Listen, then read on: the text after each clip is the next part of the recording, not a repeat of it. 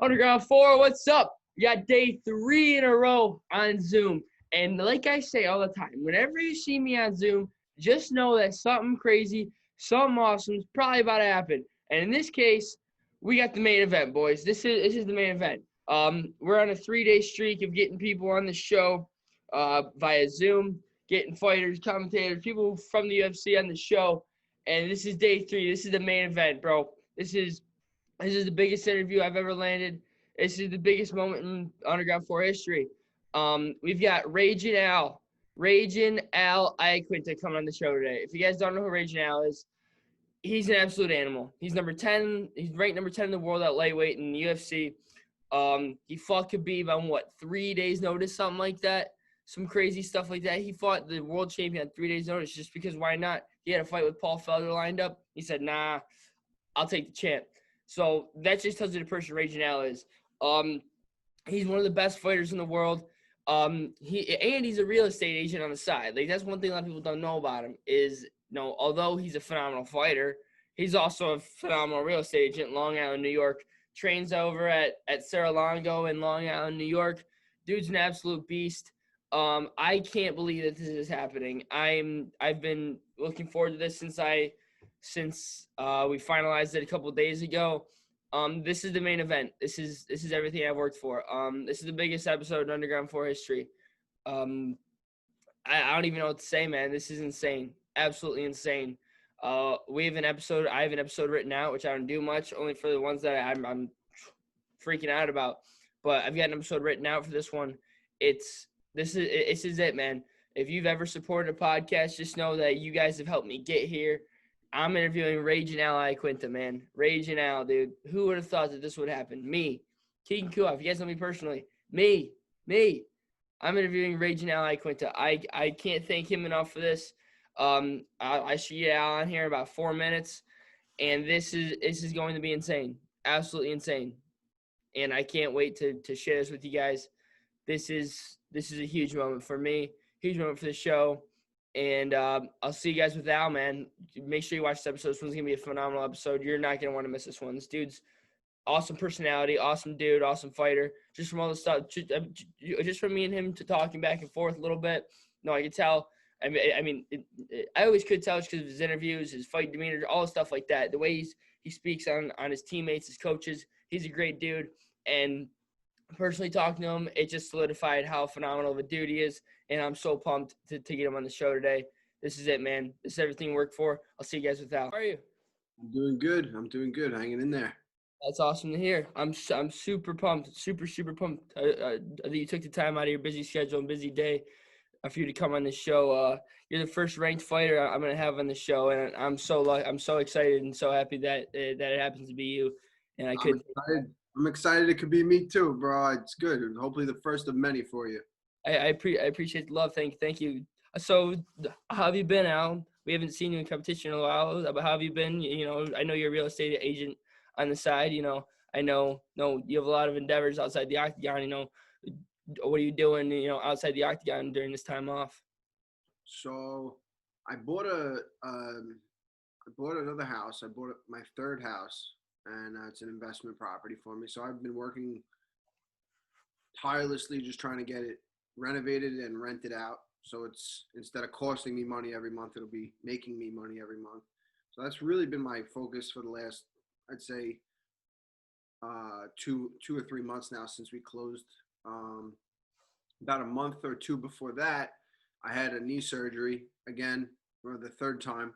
So I just been doing a lot of physical therapy, just trying to get strong and healthy. And if we can do that, we'll get back in fight hopefully beginning of the next year. That's awesome to hear. Yeah, there's a lot of good fights, especially in the lightweight division coming up. You've got you have you making your return coming up. You're a top dog at 155. And then we got we have Tony Ferguson, Oliveira this week. We have Conor Poirier coming up soon. What's his name? We have Michael Chandler coming in the mix. And at the same time, we have the idea of whether or not a former opponent of yours, Khabib's actually going to stay around, or if he's going to hang it up. you fought Khabib before. What do you think? Khabib's thinking right now. Do you think he's gonna come back, try and get that 30-0, or do you think he's gonna kind of just lay back? What do you think? Uh, Part of me thinks he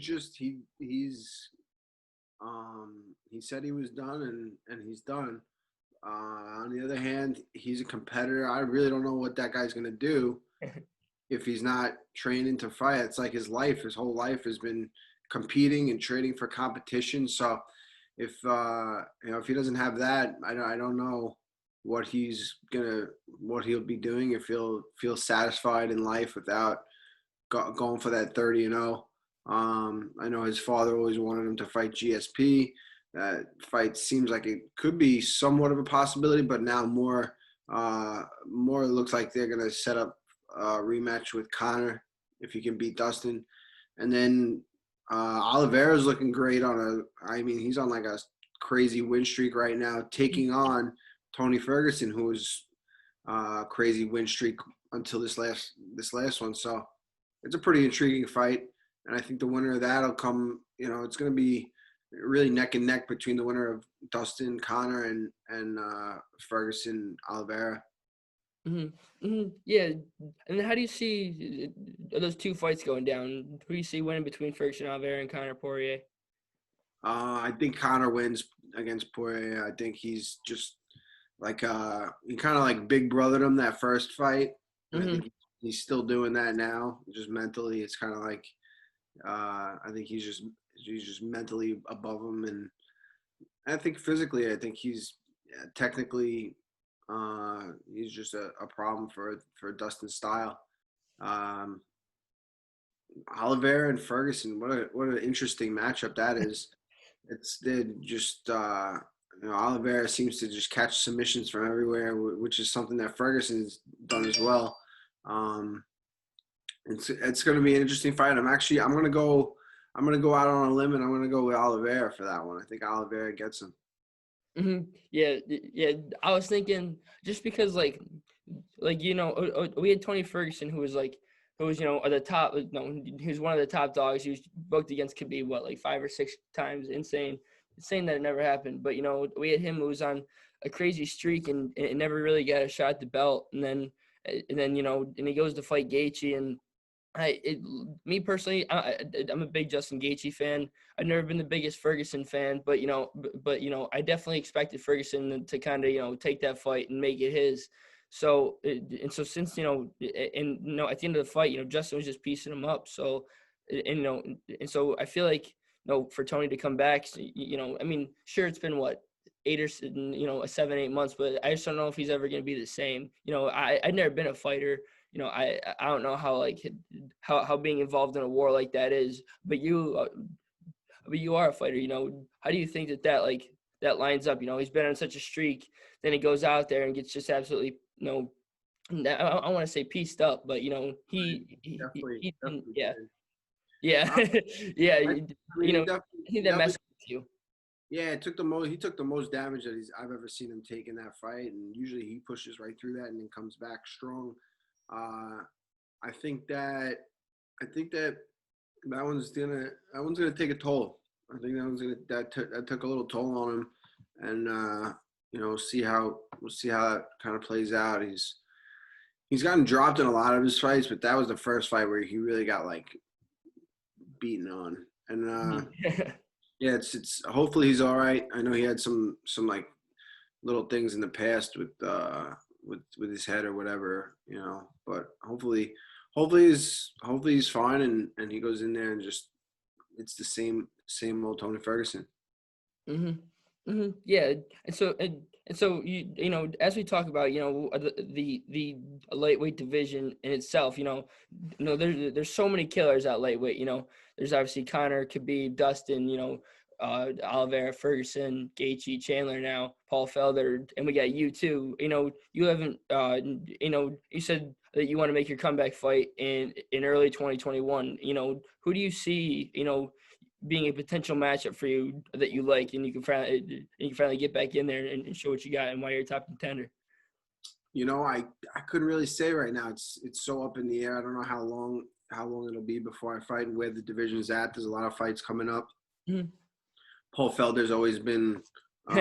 We were matched up for that Brooklyn card when I stepped in and fought Khabib. Mhm. So we definitely have a little bit of history, and it'd be good to see how that one plays out. But yeah, I'm really down to fight anybody. I'm just worried about being the best, being the best me, getting healthy, getting back in there, and that's it.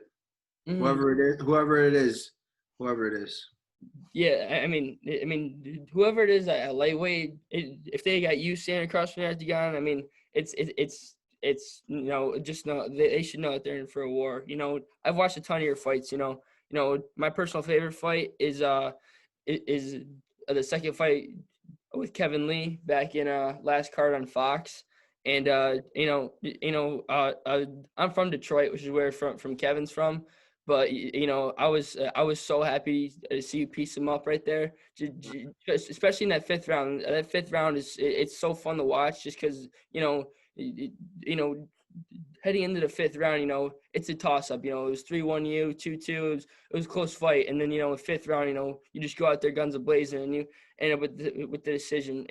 How does it feel when you, excuse me, when you're in such a phenomenal fight like that, and then in so close, and then in the end you get your hand raised and you see your opponent, all kind of upset, that he's thinking he won the fight, but it's your fight. Yeah, that was that's like the best feeling. The best I trained my ass off for that fight, and I worked really, really, really hard and pushed through a lot of stuff that came up, in the training camp leading up to it, and I'm sure everyone does. So when it's a fight that's neck and neck, and I just believed in all my training, believed in my coaches, believed in that I was just a better fighter, and to pull it out like that, it says a lot about. I think it really revealed my character, which I already knew, but I think maybe proved it to a lot of other people. Mhm. And I think that's kind of like it's like a metaphor for life. Is you work really hard, and things get tough. It's neck and neck, and just finding that extra little bit to dig deep and persevere through. You get your hand raised. That's it. Yeah, and so like you just said, like it's a metaphor for life. For when things get tough and you're neck and neck, you just gotta find that extra, like that extra thing that just makes you go harder. When you're in a fight like that, it's a phenomenal fight back and forth. And you're getting punched in the face. You're getting kicked in the legs. You're getting taken down. How do you dig deep and find that in such like a dark moment, kind of? Uh, you don't, you really, at that point, it's kind of just instinct. All the training, it's the training in the gym. You train 5 rounds, you train hard, you put yourself in uncomfortable positions, more uncomfortable than that. Like that was not very uncomfortable. It was uncomfortable, but compared to the training leading up to it, I've been in some bad spots. I've trained with some tougher guys, some better wrestlers, better kickboxers, better guys on jiu-jitsu. So I knew that there was nothing that this guy could throw at me. Ray put me through the cardio circuits that we do, and we know, when you get that done, you're ready for the fight, and that's how it went. Yeah, yeah. And then you mentioned Ray Longo. Being in New York, training with him and Matt Serra. And you're training with two of the best coaches in the world. Matt Serra's, he's a UFC great, and Ray Longo's a phenomenal coach. How is it training with them? And then and alongside them, you have like all these phenomenal fighters at the lower weights. Like you have Sterling, who's supposed to fight for the belt this week. That didn't happen. It's really disappointing. I was looking forward to seeing that fight. And there's Marab, Chris Weidman. How is it, training over there with all those killers and those killer coaches? Yeah, it's a dream come true that they live, and the gym is really just right around the block from all of us. We all lived like right near each other. We grew up together. I wrestled I wrestled at Nassau Community College where Weidman wrestled, and then when he went on to Hofstra, and I really just grew up watching all these guys wrestling, and they grew up watching me and competing. Aljo wrestled for Uniondale. I wrestled for Wantor. We wrestled each other. I never wrestled Aljo, but we wrestled teams. Uh, Volante, all of us really just kind of grew up in the same kind of circle as far as wrestling goes, and then we all found each other at Ray Longo's and Matt Serra's, and it's been a pleasure. It's I enjoy going to the gym because we hang out, we kind of bullshit beforehand, crack jokes and whatnot, and then we train. Oh, what happened? Are you still there? Yeah. Oh, something happened. Oh, yeah, hold on. There we go. All right, now I can see you. Hey, sorry.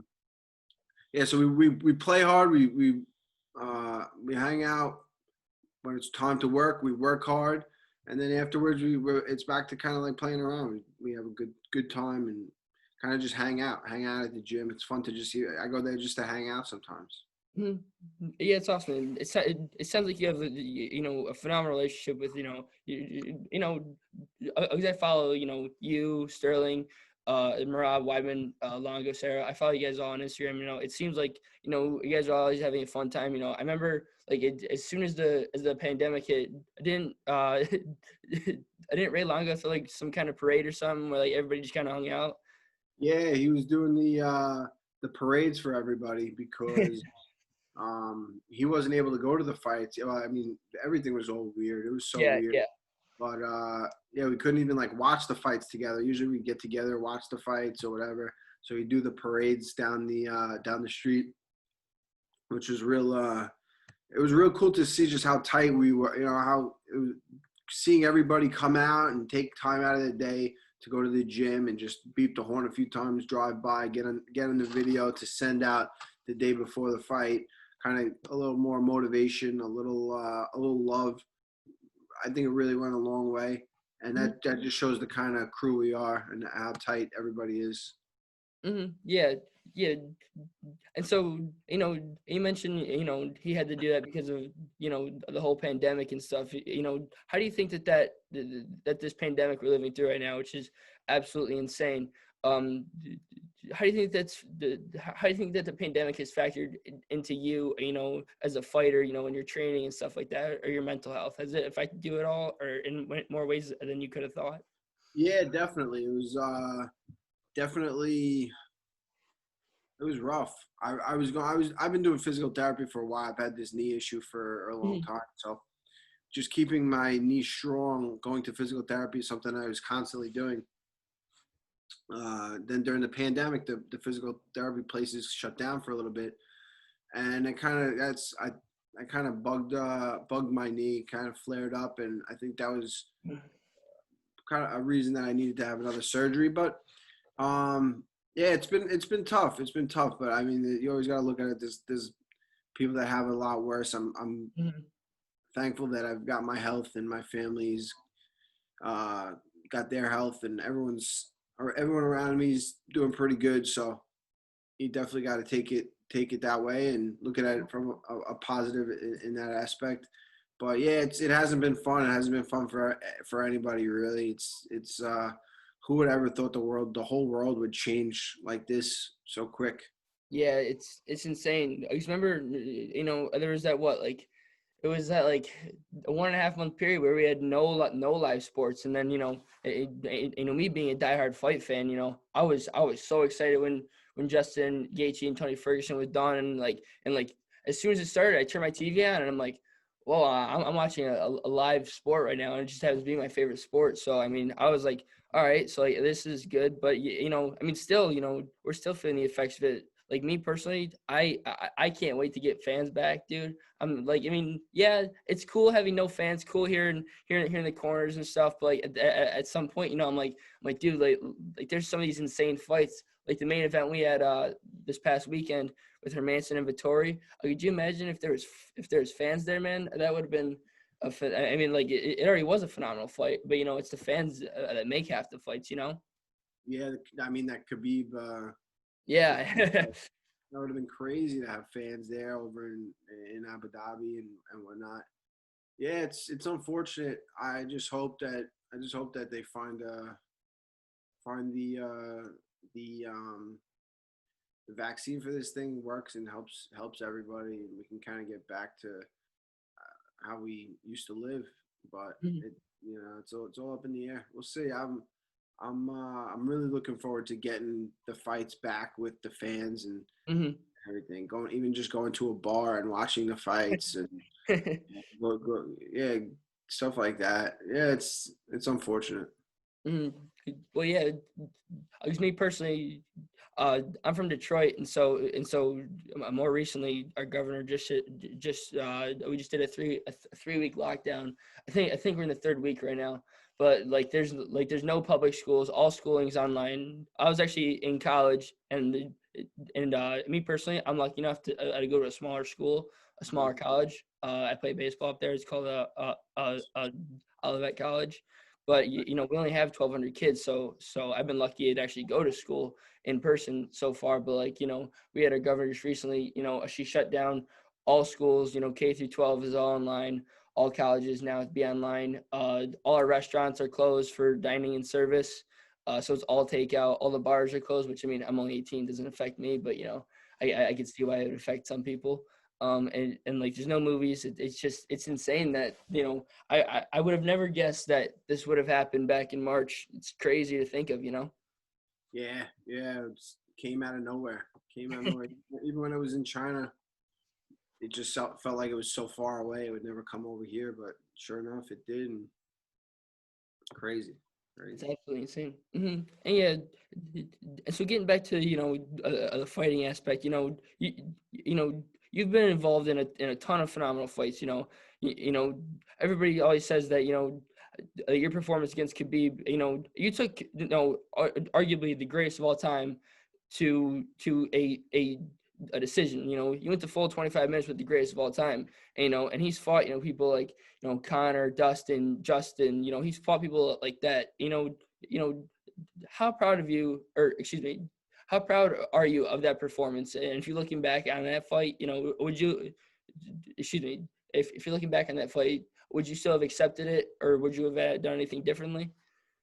No, I don't think I would have done anything differently. I mean, obviously, yeah, I would have probably switched up a few things during the fight and tried to maybe go after him a little bit more.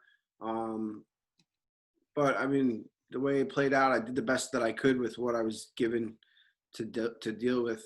Um, yeah, it was. He's a tough guy. He's a tough guy. Probably the toughest. So to to take that fight on short notice when he was training for 5 rounds, I was training for three. Yeah, I know how strong and durable and smart in there I am, but I think I showed a lot of people that night. And Yeah, for sure. yeah, and I'm definitely proud of it. I'm definitely proud of it. Definitely would have liked to won. I would be a lot more proud of myself with a win. I think it would have been a lot more life changing then. But it's it was still good to go out there and fight the way I did. Definitely proved a lot of things to a lot of people. Mhm. Yeah, it's just you know, there's a significant number of times where there's a fight and fighters go out there, and they might not get their hand raised in the end, but at the same time, even if they don't get their hand raised, their stock still goes up. And I remember watching that fight, and I'm like, dude, Al looks really good for you took that fight on what, like 4 days notice or something crazy like that. It was like an A-day. It was a little Yeah, more. like I mean, still that's insane to even think of. But no, Alex phenomenal for taking this fight. He was what, 25-0 at the time, against 25-0. The person nobody wants to fight, and he's going out there and he's looking good. No, I remember in those fourth and fifth rounds, I was like, dude, I was like, is there a possible chance Al gets to finish here? Because towards the end of the fight, I was like, no, you seem to turn it up a little bit, and he kind of toned it down a little bit, and I was like, dude, Al looks really, really good right here.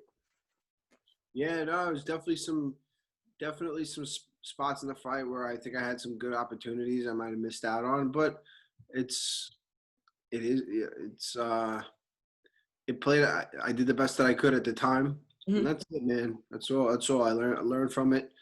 If it ever happens again, I'll be even more prepared. But yeah, that was a great experience. Great experience. Yeah, and then one thing I was asked, I always like to ask the fighters that I speak to, is that your favorite fight is that your favorite fight that you've ever had, or is you getting your hand raised a little bit more, Yeah, okay, yeah, I like yeah, this a yeah, lot more. Kevin, that second Kevin Lee fight was probably the best one. That was a good one. Yeah, that's my personal favorite fight of yours. The one with Diego Sanchez on the Cub Swanson card. I like that fight a lot. Yeah, that was up there.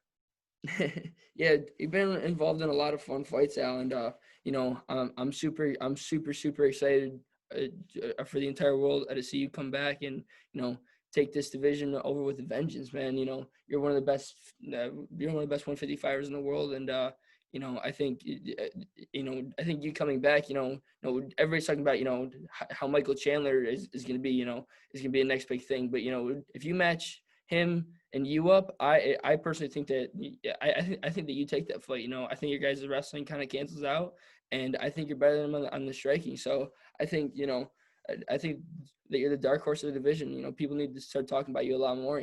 As soon as you come back, people should watch out, especially in that top 10. I appreciate that, brother. Absolutely. When I get back, watch out. We're coming. That's it. Well, that's all. That's all I had written down. And like I said at the beginning, you're the first top 10 dude I've ever had, and you're honestly probably my favorite fighter that I've had the pleasure of speaking on the show. As soon as I messaged you, I was like, should I even send this? There's no way he responds. And then I wake up the next morning, like, and first thing I did was call my stepdad, because me and my stepdad watch fights together all the time. I was like, dude, you're never gonna guess who responded to me. Raging Al Iaquinta just responded to me. He's like, are you serious, dude? I was like, yeah. He's like, that's awesome, man. So yeah, I just know that you caused a lot of joy. Caused a lot of joy this past week. As soon as you responded, I was like, oh my God.